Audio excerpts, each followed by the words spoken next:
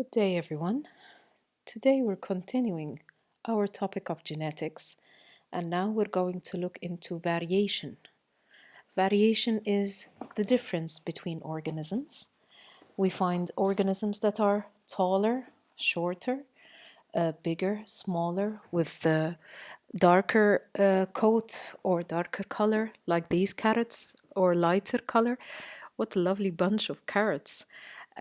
There are so many colors. We only are familiar with one or two, but there are many other colors. Even in maize, there are different colors. Not only the normal yellow color is the one that grows all over Earth, there are different colors.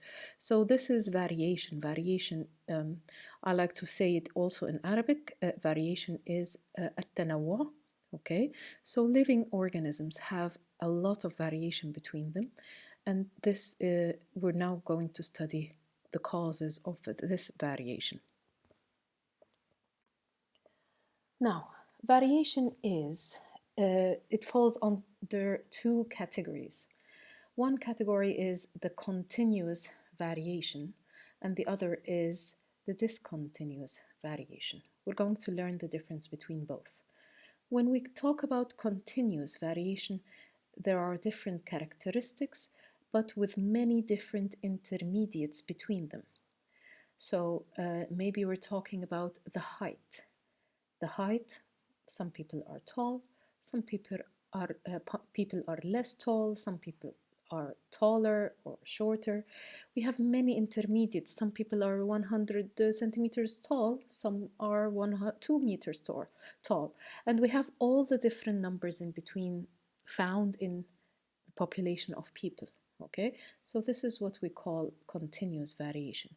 In discontinuous variation, there are no intermediates between these two different characteristics. So if we're talking, let's say, in the terms of blood groups, we have blood group A, blood group B, blood group AB, and blood group O. There are no intermediates between these characteristics. There is nothing like AB and a half or A mixed. There's no that. It's either this or that. Okay, so there are no intermediates. We call this characteristic discontinuous variation. So examples of continuous variation, we mentioned height. There is also weight, the mass of people. It's variable and it changes. We find people who are let's say 80 kilograms, 80.1 kilograms, 82 kilograms, 83, and so on and so forth. The skin color, we have so many skin tones. So we have very dark, we have very fair, and we have all the different colors in between both. Okay, we mentioned the blood types in discontinuous variation. Also the eye color, it is variable. We have green, we have blue, we have brown. So we have less options here. Okay, let's move on. What is the cause of continuous variation? It is caused by a group of different genes. So maybe there are more than one allele in our genes or in our chromosomes that cause us being this certain height. So because we have a different combination of alleles, we have a certain height. Okay, so this is because there are more than one gene controlling that characteristic. It's not only one allele dominant and the other recessive. No, we have a group of genes controlling that characteristic. Also, continuous variation is many times controlled by or affected by the environment. So if we're eating a lot of nutrients, maybe food that will help us to grow faster, before we stop growing when we reach adulthood, then this person might grow taller. If I'm a person who doesn't get enough nutrients because of any reason, if I was sick all the time, maybe because I was in a poor country, maybe that causes me not to grow up to my highest potential. The same thing goes with the skin color. If I live in a country with lots of sunshine, then my skin might get darker as opposed to a person who lives indoors or lives in a country where there is not much sunlight. Okay, so this is why continuous variation has so many intermediates, because there are so many things affecting it. But in discontinuous variation, it is only caused by the different genes that we have. So I have this certain blood type because I have genes controlling that blood type, and the blood type is not affected by the place I live in, how much sunlight I get, what type of food I eat. Nothing. It is not affected. Since the day I've been born till the end of my life, my blood type will stay the same type. It does not change no matter what I do. Okay, so this is an example of discontinuous variation. To represent, we use diagrams to represent variation, and when we want to represent continuous variation, we draw what we call a histogram. A histogram is a bar chart where the bars are all close to one another. There are no gaps between our bars, and the bars represent a range. As you can see here, this is a histogram to see how height is distributed in a population of people, a number of people. So we find very little or zero people who are less than 129 centimeters. We have a group of people between 130 and 134, a bigger group of people between 135 to 139, and it increases until I reach a peak at 150 to 154. And then as we move forward, we fall back again. The number of people in each group falls again, which gives us this distinctive bell-shaped curve. If you look at this curve as we go, it goes up until it reaches a peak, and then it goes down. So we get what we call a bell-shaped curve. Okay, this is what we normally see with all continuous variation characteristics. Maybe we're measuring the mass of certain fruits. Maybe a farmer wants to see the mass of his fruits. He's going to collect all the fruits, divide them into categories between maybe 5 grams and 10 grams, 10 grams to 15, 15 to 20, and then he's going to draw a histogram. He will notice that there is a range where the highest group of fruits fall into that range, and it will be in the center of our histogram. And then there will be less and less to the extremes wherever we go, right or left. Now, the diagrams that we use to represent variation, discontinuous variation especially, we draw a bar chart where bars are separated. There are gaps between each bar, the normal way we draw bar graphs. Here we have the blood group of people. Some people have blood type A, some people have blood type B, AB, or O. So we're counting how many in a certain population. We find that the biggest group of people here have blood type O. Another group less than that, the group that is A, they have also a big number. But we have less people who have blood type B, and the least people here have blood type AB. This is something that changes from country to country. You might visit a country and notice that most people in this country have a dark skin, or a light skin, or blue eyes, or black eyes, or let's say brown eyes. This is something that is normal. When you visit different countries, you will find that there are different characteristics that are very famous, and that's why we tell this person most probably originates from Asia because he has certain features in his face. Maybe this lady comes from Europe because we see that she has certain qualities, maybe the hair color or the eye color or the skin color and so forth. So it is the same with blood type. In Egypt, you will find that blood type O is the rarest. In other countries, maybe it is the most dominant or the most mostly found. Okay, so this is something that is normal. It changes from one community to another or from one country to another. Here, I'd like you to see two examples. One on the left for continuous variation. There are extremes. Some people are really short. They have a dwarf stature. Here, the two ladies have the average height of many people, and this gentleman in the middle, he is really tall. So this is an example of continuous variation. Height is an example of continuous variation because we have many intermediates between people who are very short and people who are very tall. When we look at the right-hand side, we have people who are right-handed and they have very good grip. They are excellent with using their right hand with everything, with coloring, with writing, and some people are left-handed. It's either you're this person or you're that person. I don't think you have ever seen a person who is a little bit of right-handed and a little bit of left-handed at the same time. No, it's either you're very good with this hand or you're very good with that hand. So this is an example of discontinuous variation. Let's move on. Are you a tongue roller or are you not?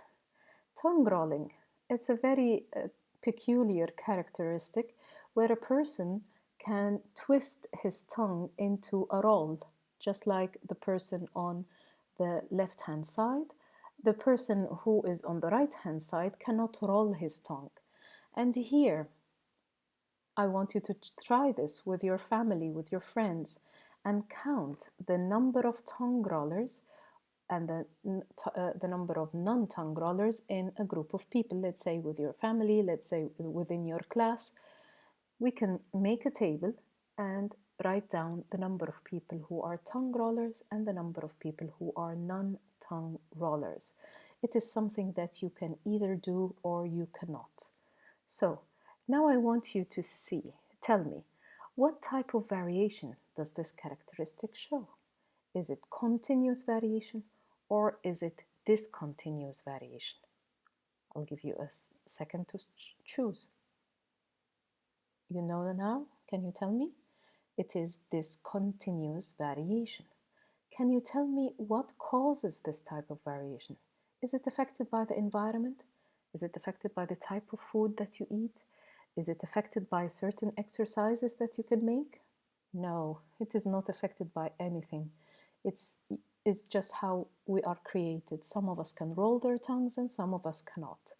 So this is caused only by the genes that we have. Can you find which of these characteristics is dominant? Can you find? How could you tell us? Well, you have to do a survey first. You'll have to count in a group of people, let's say 10, 20 group of people, and let's count how many can roll their tongues and how many cannot roll their tongues. The bigger the group, the more accurate your answer would be. I'll leave that to you. And let's move on. Mutation. It's a sudden, unpredictable change in genes or chromosomes of an organism. So this is something that happens without any warning. Just happens that we have certain genes start to change.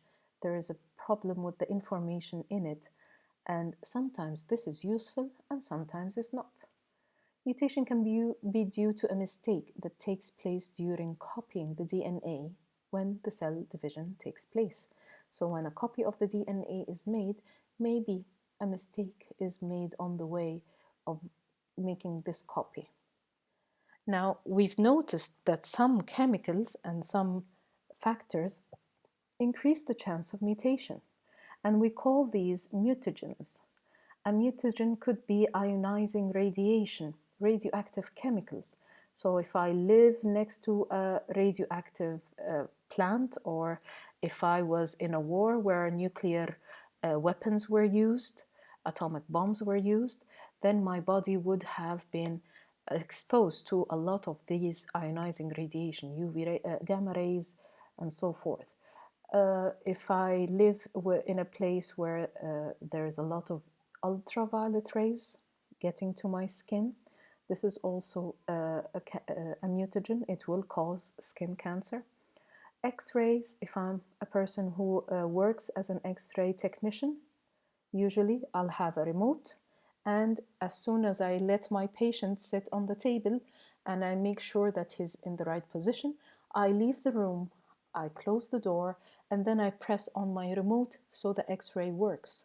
Because if I keep getting exposed to X-rays all day long, maybe 10, 20, 30 times a day, and then for years and years in that pattern, then I'll be most very likely to have cancer because I'm exposed to to a big dose of X-rays.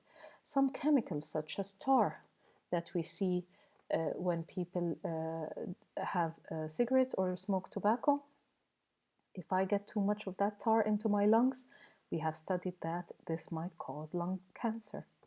Mustard gas is a gas that is used in wars, and it is found after being used for several years, it has been found that it causes cancer as well because it is a mutagen, so it is now internationally banned to be used. Let's move on. Now, this is a case where mutation took place. We call this albinism. Here we have people in the middle, the photo in the middle, we have two girls. They are actually sisters. One girl has dark skin and the other has very fair skin. It is the same thing for the girl on the left-hand side. She has the same condition. She has albinism. It is something that she has inherited. She's born this way and she will continue this way throughout her life. In albinism, it is a condition that is caused by an inherited gene that cannot produce the brown pigment in the skin. The skin produces a chemical found in the skin and found in the hair that is dark in color. It makes our skin look darker. It makes our hair look darker. This is called, the chemical is called melanin. And the more melanin we have in our skin, the darker color it is. The more melanin we have in our hair, the darker color it is. So these two girls, the girls that have very fair skin, they have albinism because they have two copies of the recessive alleles that causes them not to be able to make melanin. This condition actually also happens in animals. As you can see on the right-hand side, this is a deer. And we know that deers have a brown pigmentation with maybe some white spots, but this deer is all white. It's an albino deer. We can see that sometimes in peacocks. Instead of having this wonderful blue and green and different colors on the peacock is all white. We see that in many animals, and albinism is well known in humans as well as in animals. Now let's try to put what we have learned about genetics into use. Remember this photo? This is a photo of two sisters that come from the same father and mother.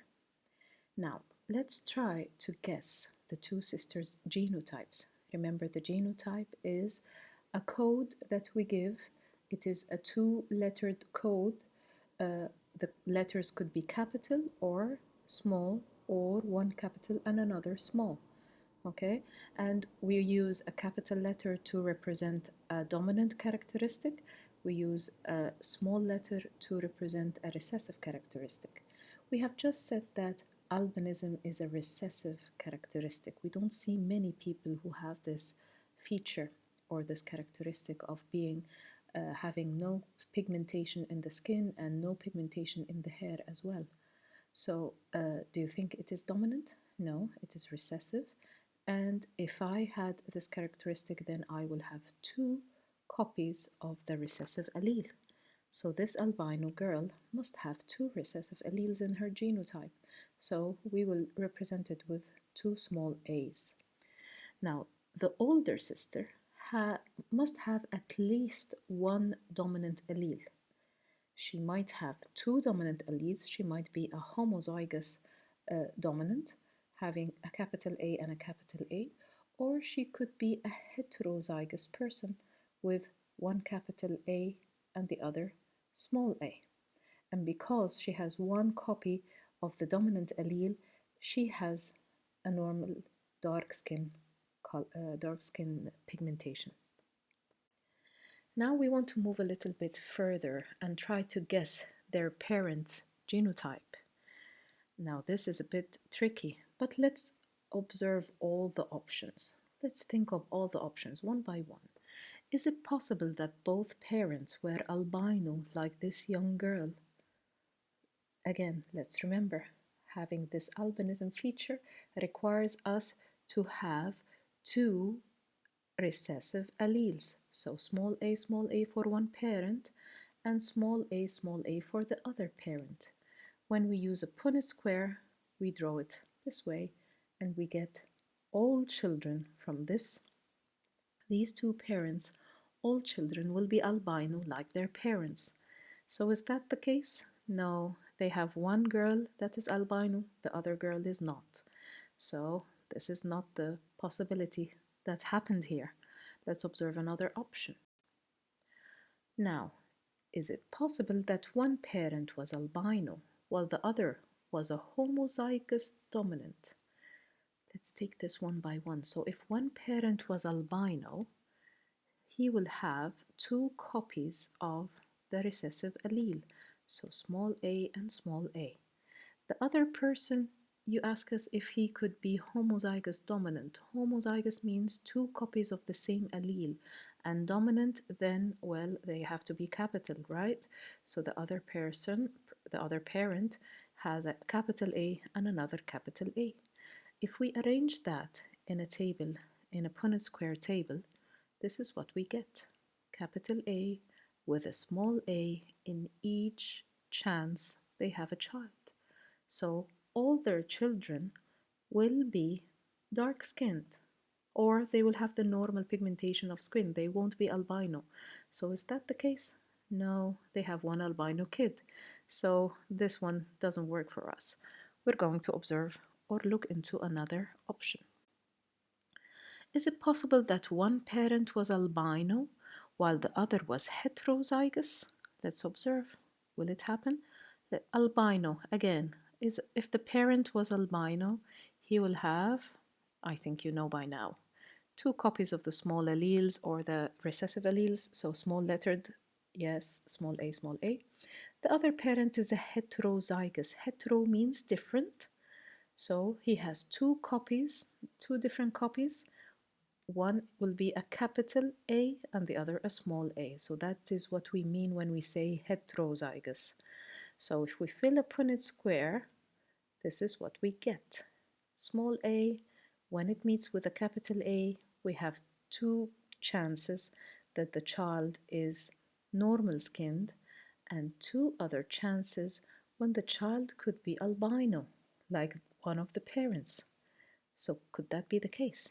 Yes, definitely. Here we have both chances of getting a person, getting a child. It's actually a ratio of 1 to 1 in this example. In each time the mother is pregnant, there is a 50% chance that the child is dark-skinned or with normal pigmentation, and there is another 50% chance that the child will be albino. Is there another way that the parents could have been?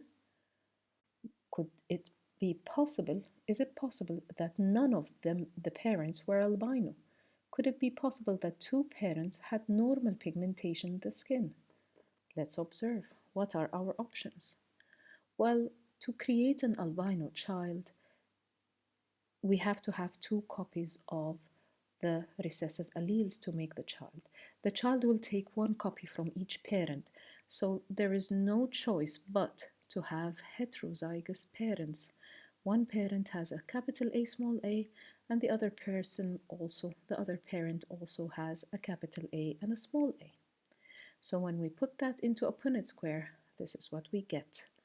We get 3 chances where the child might have normal pigmentation and only 1 chance that this child will be albino. So the ratio here is 3 to 1, and this could also be the case. So there are two different scenarios for the parents. They could have been, like this slide, both of them are heterozygous, or like the previous slide, one person was albino and the other one was a heterozygous parent. Let's move on. Mutation can also happen in the number of chromosomes, not only in one of the alleles inside of a chromosome. In Down syndrome, there is a mistake during the egg formation. Instead of the eggs dividing the chromosomes evenly so that one egg gets 23 chromosomes and the other one gets the same number, 23 chromosomes, there is a mistake, and one egg actually gets an extra chromosome in the 21st pair. So it's not a pair now, it is a triosomy, we call it triosomy, when we have 3 chromosomes for one number of chromosomes, 21st pair of chromosomes, okay?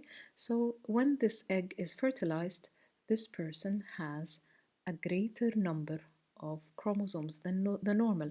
He has or she has 47 chromosomes. And in Down syndrome, we have studied a large group of people who had this syndrome. We've noticed that they have a certain eye shape. Some people like to refer to it as Mongolian eyes because they are a little bit shaped like people who live in Asia. The person has a rounded face.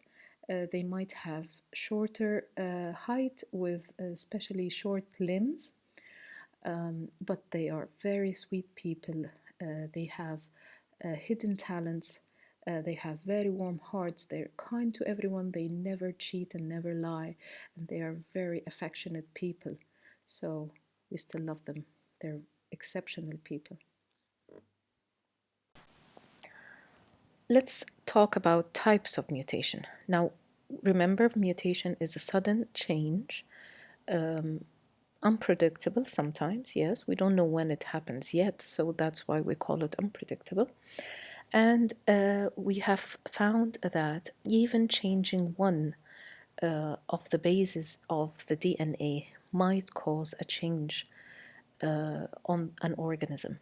So let's look at the different ways a change can happen in the codes or in the codons of DNA of an organism. Doesn't matter, doesn't have to be a human being, any organism. So one thing that can happen is duplication. The word is self-explanatory. It is when something is we have more of it or we have twice of it. So over here you can see in the letters that we have over here, we have ATTT, and then we have an extra T below it. So here a new nucleotide has been added to our sequence. This causes the second sequence to change, the third sequence also, instead of GTT, now it's CGT, the fourth sequence, and every sequence after that is affected by this addition of this base, okay, the thiamine over here. All right, what else can happen? Deletion can happen when one of the bases is forgotten. It is not added. It is missing.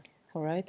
Here we have the T again is missing, and the first three letters are the same, ATT, but the letters coming after it, or the codons that come after it, instead of TCC, we have CCG, and all other codons are also affected. Another example, here we have substitution. Substitution means one thing is one of these bases are substituted with another. So instead of ATT, we have ATG. Here, other bases are not affected, or other codons, let's say, to be exact. TCC here, TCC down there, GTT, GTT, ATC, ATC. So here, only one of the codons have been affected, the first one. All right, let's look into the fourth. Inversion. Here, there is an inversion, meaning that if we have TCC, we have it CTT, but other codons before it and after it are exactly the same. Before we move on, how does that affect the protein that is produced? If many codons are affected, like as in duplication and deletion, here many amino acids might become different. And this might change the shape of the protein. It might change how it folds on itself to give us a three-dimensional shape. This might affect the active site if it was a code for making an enzyme. It might affect the shape of an antibody and how it would hold onto an antigen. So a change in many codons might cause a great change in the shape of the protein produced.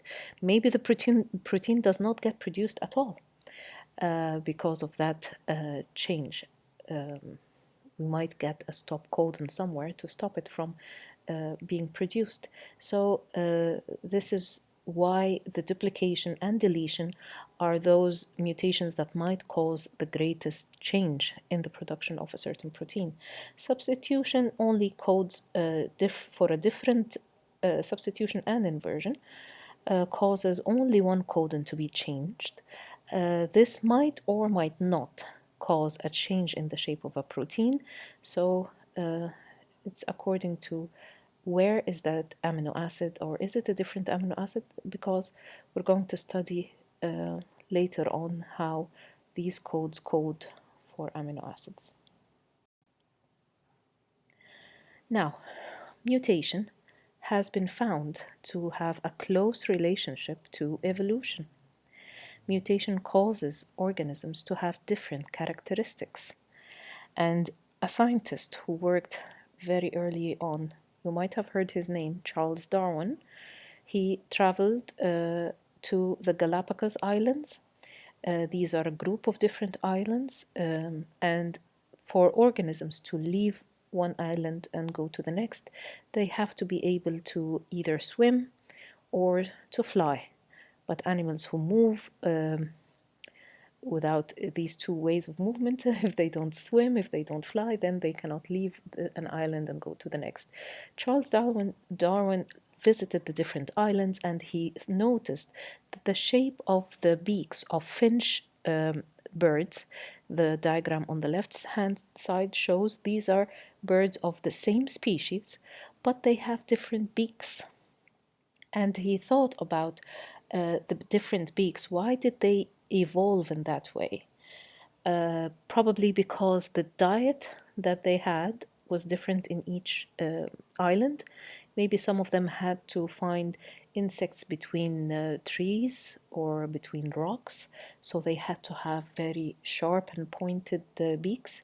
Maybe others fed on seeds that had a hard coat or a hard shell, so they had to break them with their big beaks, so maybe they evolved into that. And how did that happen? Well, a mutation might have caused a different shaped beak, and because that beak was suitable for nutrition, finding their food on that special island, they continue to reproduce and they continue to have offspring with the same type or shape of beak, and this is how they evolved. Now, another example also people have noticed are peppered moths and black moths. During the Industrial Revolution in Europe and in the UK, people started to mine for coal, and in areas where people mined for coal, they found trees are covered with this black soot produced by the coal factories, and a new type of moth was observed. the moth had black wings. Usually the moth had peppered wings. It was all white with small dots of black. That's why they called them peppered moths. The number of black moths have increased in numbers. And why did they evolve in that way? Well, maybe because the trees were all covered in soot. The area where they lived was, the black color was covering many of the different surfaces, so it was harder for those organisms feeding on them, either birds or owls or whatever. It was difficult to find the black moths, so that's why maybe they increased in numbers. Here is an example to show. The pictures here show the peppered moths and the black moths, and as we can see, black moths are much different. This is because of a mutation that caused the black moths to look this way. Over here we have two trees. Trees on the left hand side have lichens growing. This is lichens are a type of a fungus that grows on trees, giving this tree a speckled color. It's not dark and it's not white. And the peppered moth is easily camouflaged over here, while the black moth can be easily seen. But when we look at the right hand side tree, the tree here has a black color, and obviously the one that stands out is the peppered moth, isn't it? So that's why their numbers decreased during the Industrial Revolution, and the black peppered moth thrived. It was able to increase in numbers and produce more offspring with the same characteristic. Natural selection is when nature and the conditions in the environment, this is what we mean by nature, the heat, the number of predators, maybe the availability of food, it favors the survival of a certain organism because that organism is more suited to the environment. It is better adapted. It has better qualities. Maybe it has stronger legs so that it can move faster or run away faster from the predator. Maybe it has well camouflaged skin, or maybe it has a way to dig into the ground and to hide from its predators. It could have many different qualities. Whatever the quality it is, it helps it to suit or to be adapted well to that environment. So it survives, and the genes are carried to the next generation and the next generation. And here I like to talk about the modern horse that we have now. It actually didn't have this size. When we trace the fossils of this lovely horse, it actually looked like a small dog in the beginning. And I don't know how long or how old was that. Was it a million years ago? Was it only 500,000 years ago? I don't know. I'm not a fossil expert. So you can search for that if you want to know. But it started with that small size.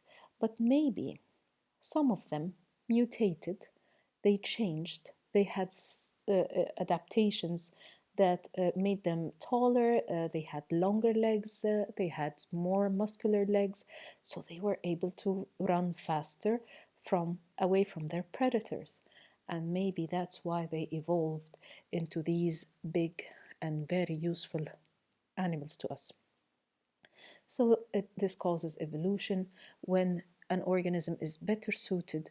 So this organism, throughout hundreds and millions of years, we see that change. It takes a little bit of change every a couple of 100 years or so. Or if it was not well suited to its environment, then because of its less adaptations are not suitable, it becomes extinct. Artificial selection.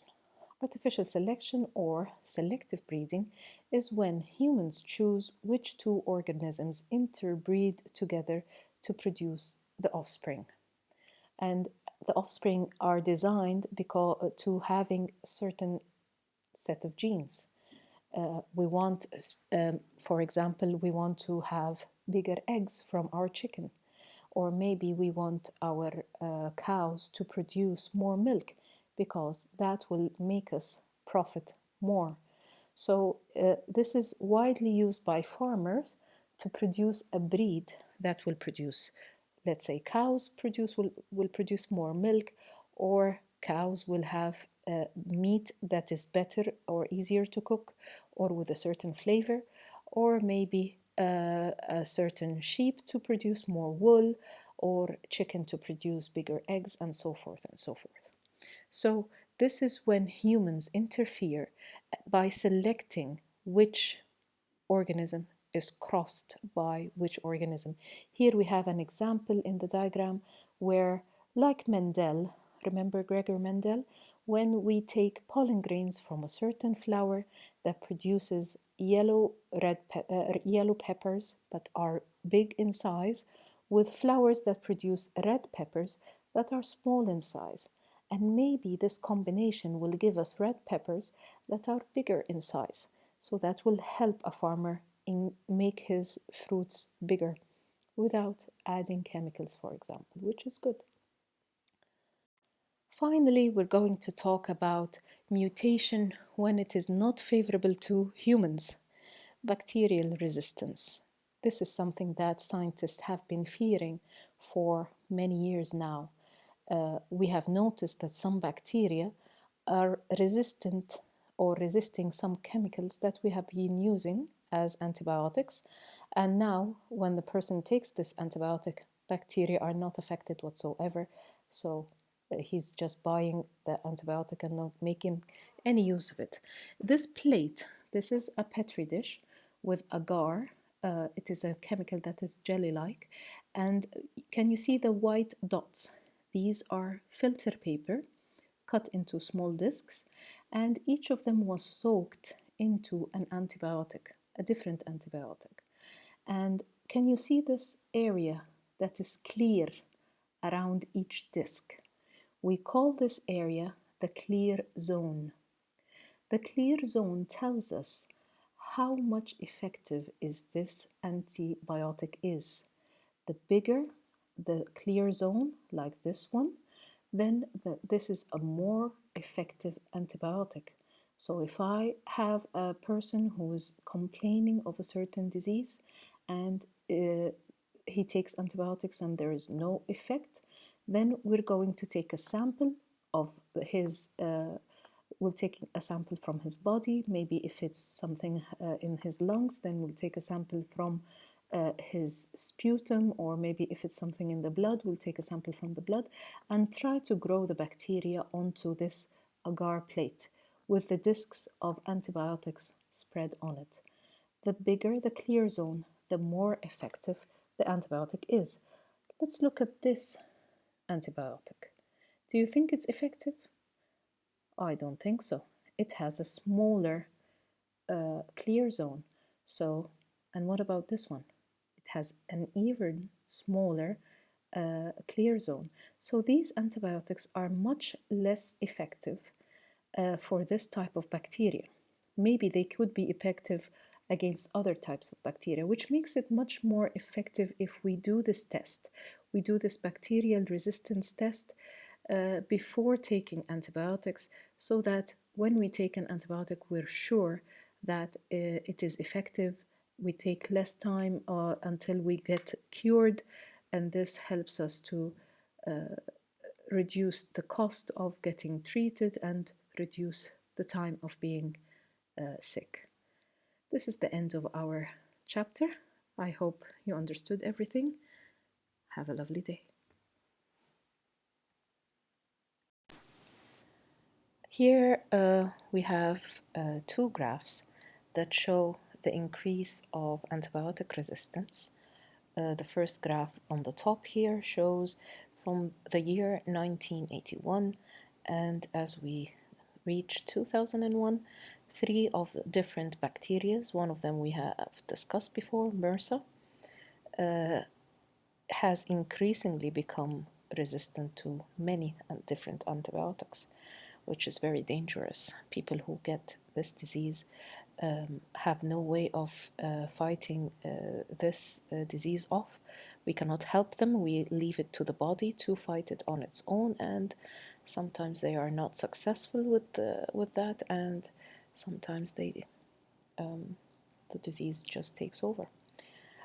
Here we can notice in the graph below that the antibiotic consumption in a certain country, such as in India, we can see that in 5 years and then another 5 years, some antibiotics have been increased in billions. You can see that on the y-axis over here. We started with cephalosporin, started with 1 billion, and by the end of 2001, it is more than 3.5 billion. So why is that? Is it because diseases have become more prevalent? Did the numbers of people increase?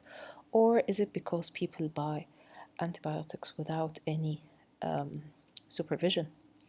In many countries, to stop this bacterial resistance from moving too fast, now it is required for a person to get a prescription from a doctor. And the doctor usually never writes a prescription for a patient until he does the sensitivity test that we have just seen in the previous slide. The person, a sample from his body is taken, and it is found which type of bacteria it is that is causing this disease, and then we find which antibiotic is most effective against that bacteria. And also the patient is required to complete a whole course of this antibiotic so that we make sure that all the bacteria are dead and none of them survive, so none of them become mutated or none of them are able to resist that bacteria, that antibiotic next time, right? So there are some regulations that are being taken in many countries to reduce the instances of bacterial resistance, because unfortunately we cannot find new antibiotics as fast as the bacteria can become resistant. So if we don't work faster, if we don't regulate the use of antibiotics very quickly, then we will find ourselves with antibiotics that are considered old and ancient, and they're not effective anymore against any of the bacteria that we have around us, which is scary. Genetic engineering. The idea of genetic engineering is taking a special gene from a section of a DNA, a gene, from a certain organism and inserting it into the DNA of another organism, which thereby produces a recombinant DNA, a DNA that is made by combining two different DNAs. How is that useful? The DNA, the recombinant DNA that is made from two different species, causes a change in the type of proteins produced by the new organism. This new organism is going to be called a transgenic organism. And a very popular example how this genetic engineering has been used for the favor of humans is to produce insulin. We have learned about diabetic patients who have no ability of producing their own insulin, probably due to damage in their pancreas, or maybe they are born with diabetes type 1, and they are required to take insulin shots daily in accordance to their meals so that they live normally. And the first thing that people did is they used to take insulin from animals, from horses maybe, from pigs. Yeah, in the old times that is what they did. But the problem was insulin that was produced by animals is a bit different from human insulin, and that causes some adverse effects or some side effects that were very unfavorable, probably rashes, many different things that were causing uncomfortable side effects to the patient and made the patient less at ease with taking these insulin shots. It was a breakthrough when we were able to make human insulin.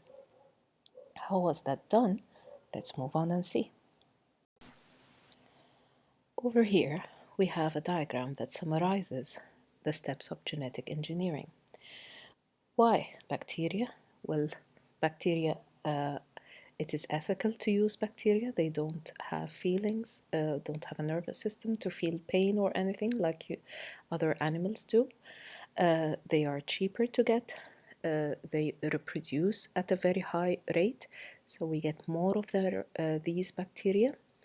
And the most important point is that they reproduce asexually. So they produce new bacteria with the exact same characteristics, including the DNA that they carry.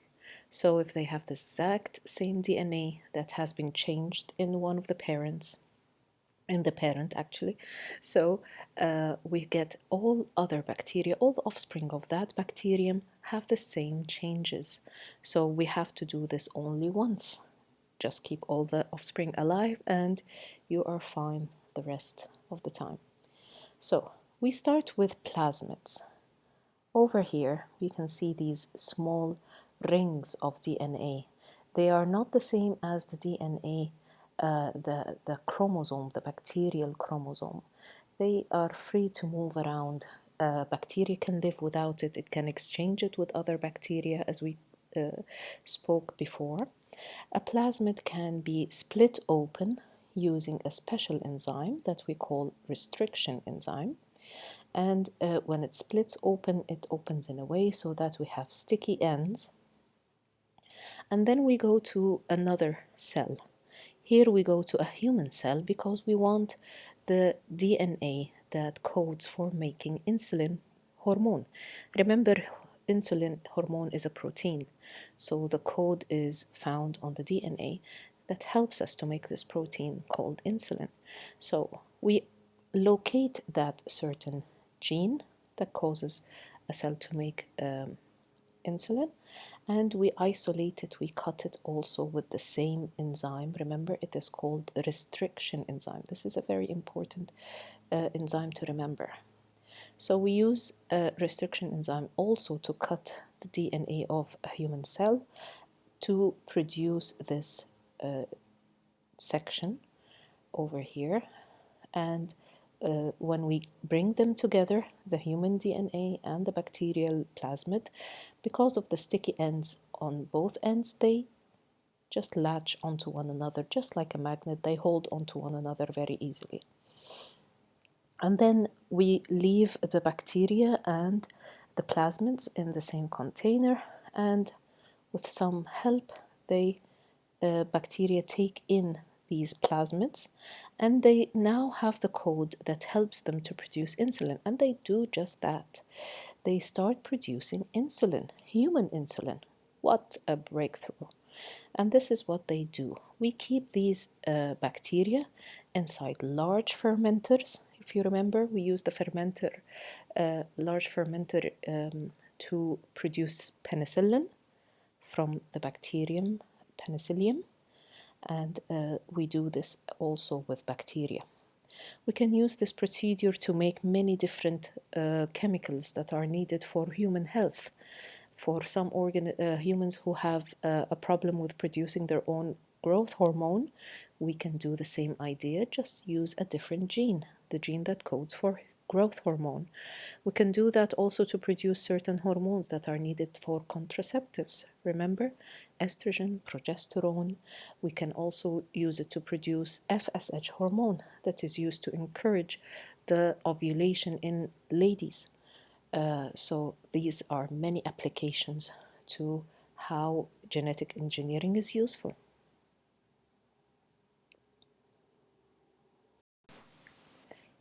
So before we leave, I wanted you to remember two important enzymes. One of them, as we spoke, is restriction enzyme. Restriction enzyme works like scissors, and it helps us to open or cut up a certain part of a DNA. We use it to open the plasmid, and we use it to cut a certain gene out of a DNA, a human DNA or any other DNA. Another important enzyme is the one that helps these two DNA to reattach to one another, we call it ligase enzyme. All right, so we have to remember these two enzymes. Restriction enzyme helps to cut, and ligase enzyme helps to uh, stick these two together. All right. Cloning. Well, a very interesting topic about science and is producing organisms that are an exact copy of the previous organism. Very interesting. But this has been actually done by nature long before we are able to do it ourselves. Identical twins, they are clones in real, yes, they are genetically identical to one another. This happens when an egg that was fertilized to create a zygote, this zygote, as soon as it divides into two, these two cells, instead of continuing to divide together, they split apart, and each cell starts to divide again on its own, producing two exact copies of the same DNA. So we call them identical twins. They are the same in every way, they are the same gender. Dolly the sheep was one of the scientific breakthroughs that we had in 1997. It was well celebrated by the media. It was a sheep that was produced by cloning. Another cat, we called it Cece, probably because it is a copied cat. This process was done in 2002, cloned. It was cloned in 2002. And well, this process was really had a very low success rate in that at that time. It still is, but it's getting better by time. Out of 87 embryos, only one was successful to get this copied cat. Cece, they called it. Many trials have been done.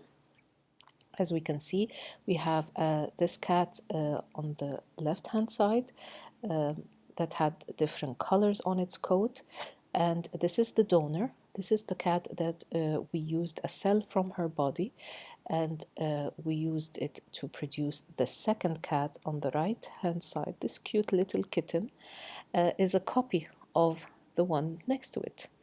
And the cell, this small cat or kitten, grew inside the uterus of a surrogate mother, the one at the bottom. Well, so she's the mother of that cat. This is what we call cloning. Dolly was the only lamb that survived from 277 attempts. Now, as things got more progressive, Chinese scientists are having now 70 to 80% success rates in 2016. Now, Korean companies produce 500 cloned embryos a day. So, this is getting much better. How does cloning take place? Let's study the different steps that happen. Well, cloning mammals such as Dolly or Cece was carried out by a method that we call nuclear transfer. From the name you can see a nucleus is transferred from one place to another. So we get two cells. One cell is an unfertilized egg taken from a female as soon as she ovulated. So over here we have a Scottish black face. This is the sheep that donates an egg. We take an egg from her ovary that has just been ovulated, and we take a mammary cell from another sheep, and we take the nucleus out, or we try to fuse these two cells together. So the so the egg has its nucleus removed, and these two cells are combined together with a small electric shock. And this produces a cell that is able to divide and divide and divide on until we get a baby. So this embryo is, it has to grow inside a uterus of another organism, or it could be another organism. So we place it into a surrogate organism, and this egg starts to grow in her uterus, and this is how Dolly the sheep was produced. Now let's think, how is Dolly, or to which organism does she look like? Will she look like the Scottish blackface, or will it look like the Finn Dorset? Obviously, it will take the characteristics of a cell that had a nucleus. So it will look like this nuclear donor on the right hand side. So this is how the steps are done. Farming or farming. Oh, homophones. So a way that scientists are trying to think of ways of making medicines in a cheap way, and an easy way is to make the cells of an organism produce this chemical in their milk. So we're combining both pharmaceuticals with farming. That's why the word farming comes from, with a PH. So a new experimental way of producing drugs or chemicals using organisms. So we genetically engineer a certain organism, such as sheep, and help them make their bodies produce medicines or human proteins in their milk. Some transgenic sheep, we call it transgenic, remember, an organism that has been changed or had its genes modified or genetically engineered, we call them transgenic organisms. And in this photo, we have transgenic sheep that have been engineered to produce a chemical or a protein called ATT. People who do not have ATT suffer from emphysema. So if this milk is given to them, or if we want to isolate ATT from their milk, that will be easy. Just to have these animals around us, we take their milk and use it. Cow milk can be also engineered to produce hemoglobin. That is useful for people who have a lack in hemoglobin. All right, other proteins as well can be extracted and purified from that milk. Micropropagation or tissue culture. Here we're talking about producing plants, new plants, by taking just a few cells from the donor plant or the plant that we want to start with. Here, new plants are grown from tiny samples taken from anywhere in a parent plant. So you can take part of a leaf or a stem or a root and grow a new plant out of these group of small cells. The samples are placed in sterile nutrient medium that has carefully balanced mixtures of hormones and nutrients and so forth. In the lab, we control the temperature, we control the pH, the amount of light, so to produce many copies of the same plant. This is useful for studying different plants in the lab, trying to modify them in a way, and then choosing the best to use in agriculture. So this is very useful if we have a certain plant that we favor and we find that it produces good seeds maybe, or fruits or whatever. Instead of waiting for it to reproduce the normal way with taking pollen from one place to another, no, we can take a group of cells and grow them in the lab to produce many plants of the same thing. This is just like cloning plants. So just like cloning, we can make many different plants from a single leaf if you want. All right, so if we keep it at the controlled temperature and controlled light and all of that to make sure it grows healthy, this is useful to produce many numbers of plants with the desirable qualities for commercial use. So this concludes our lesson. I know it's a bit long, but I hope it was useful for all of you.